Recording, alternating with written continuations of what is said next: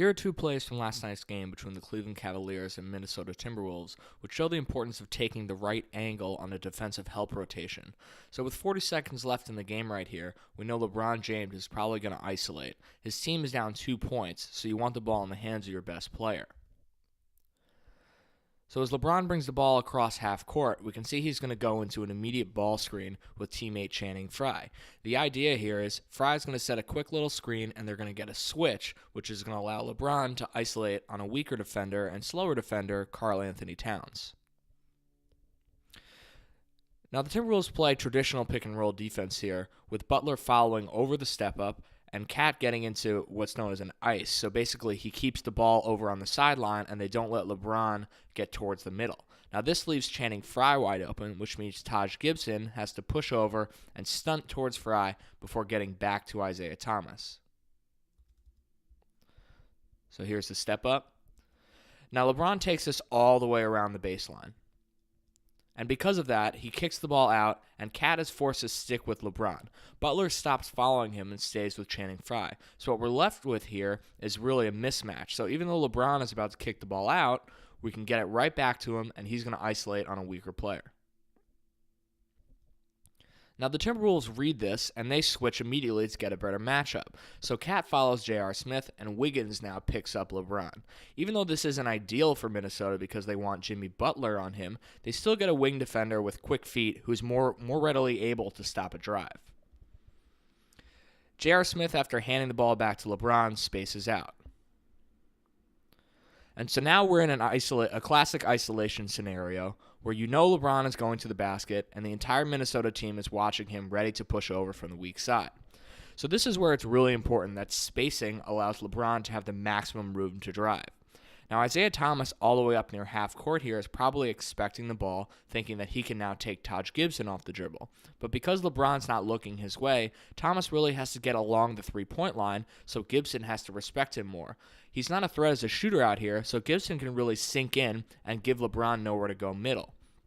If we look at Andrew Wiggins' feet, we can see that he's shading LeBron towards the baseline.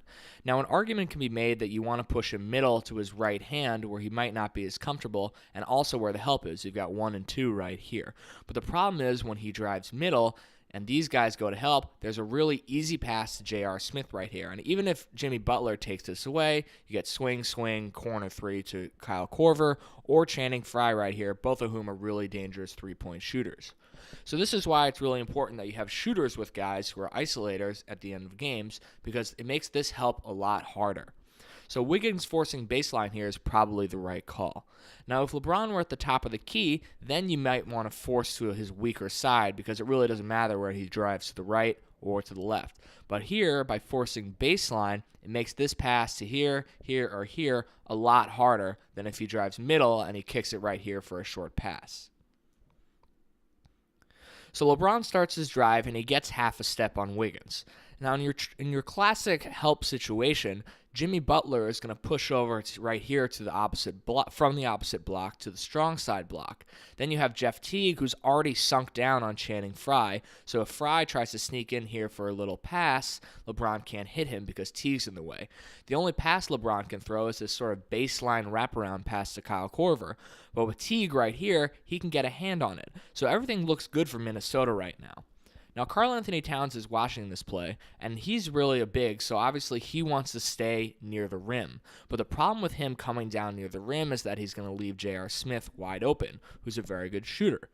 But the other main issue with him coming down at this angle is it's really not a good angle for him to protect the rim at all. Because he'd be coming at LeBron perpendicularly, he's more likely to have to try to block his shot off the backboard or foul him. It's much easier as a defender to step up in front of a driver and get in his way to alter him as opposed to coming from the side.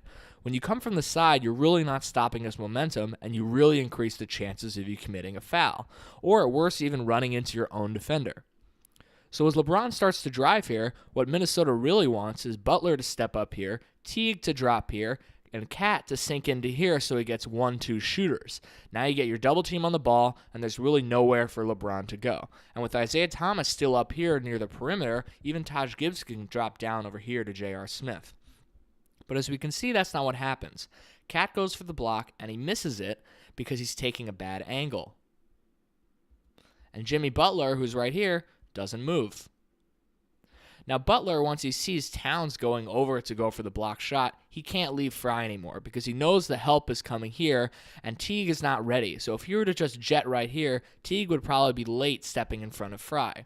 So Butler has to stay put. So it's all up to Cat now to make this sort of rejection as LeBron explodes to the rim. This can be a very difficult block at this angle as we talked about. So when he goes for it, he doesn't really jump that hard because he's trying not to run into LeBron and run into Wiggins. So he misses it, and LeBron scores. Here it is again. Cat in the paint. Now, if he comes down at this angle and tries to go here, then maybe he has a better shot at getting this block. And if he's dropping down here, then Butler and Teague know they've got 3 on the backside. But with Cat here, they still have to respect their shooters one-on-one, and Cat comes at a bad angle and misses. And we can see he even tries to 2-9. See, he doesn't want to get this defensive 3 seconds call, so he steps outside the paint. And right as he steps outside the paint, LeBron drives, making it even harder for Towns to come in at this angle.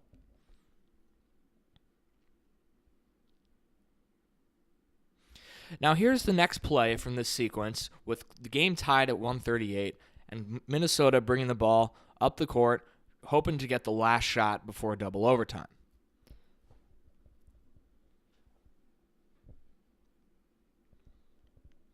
So Jimmy Butler's waiting for the clock to go down, and at about 9 seconds, Jeff Teague comes to screen on LeBron. The purpose is a classic endgame situation where Teague screens, they automatically switch because Minnesota knows that Cleveland is switching 1 through 5, and now you get your mismatch with Cedi Osman guarding Jimmy Butler. Butler looks to attack right away, which is a really smart play because it doesn't allow Cleveland to push over in time. So really we have a very similar situation to the play before. Except instead of the isolation being over here on the left wing, we've got it sort of off the left slot. But it's still the same help principles. You want the lowest weak side man, in this case Tristan Thompson, coming over to help because that provides the best help angle. It allows him to step up in front of the drive as opposed to coming at this angle or this angle where a block shot is less likely. And J.R. Smith, who's on Wiggins in the corner, can't leave Wiggins and go to Butler because then you're giving up a wide open corner 3. So as this drive takes place, Smith can only stunt and get back to the corner.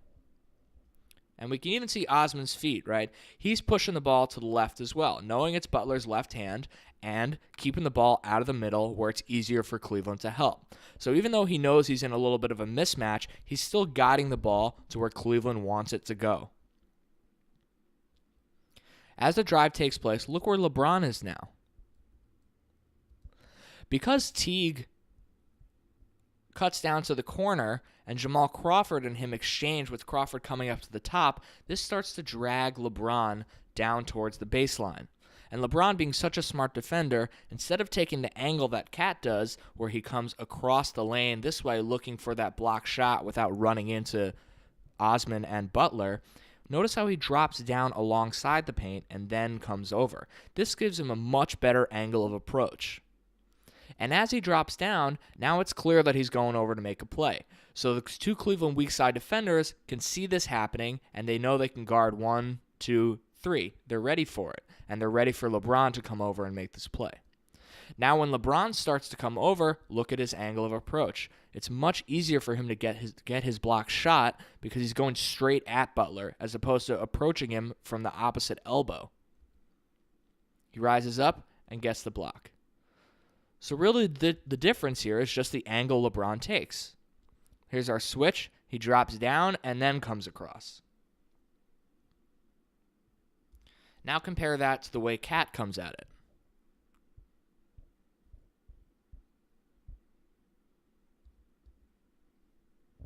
Instead of coming down, he just comes straight across and he misses it. LeBron, meanwhile, down, across, block shot. Down, across, block. And so that's the difference really here between a game-winning basket and not a game-winning basket. LeBron makes the right play on defense with the right angle against the block shot. Cat doesn't, and LeBron is able to score. And as we know on the next play, LeBron hits a jumper from the free throw line, ending the game. So really, at the end of game, it's not just about isolation. It's about help principles as well. And Cleveland executes theirs, and Minnesota does not.